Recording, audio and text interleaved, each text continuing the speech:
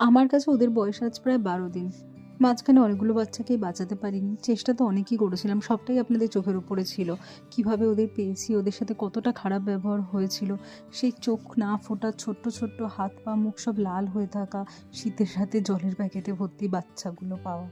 তো যাই হোক, ওদের তো দুবেলা কীভাবে সিরিঞ্জ দিয়ে খাওয়াতাম আর বড় লাইট লাগিয়ে দিয়েছিলাম যাতে ওদের ঠান্ডা না লাগে। সব রকমভাবে কভার করে থার্মোকলের পেটিতে নানাভাবে রাখার চেষ্টা করেছিলাম।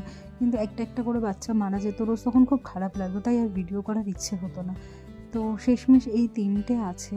তো দেখুন, ওরা মানে এখন না হাঁটতে শিখে গেছে, মানে শুধুমাত্র পা দেখে যে যদি যেরমভাবে আমার পা যায় বা আমার হোক যে হোক, সেই পা দেখে দেখে হাঁটে, দৌড়ায়, কত ভালো লাগে দেখতে।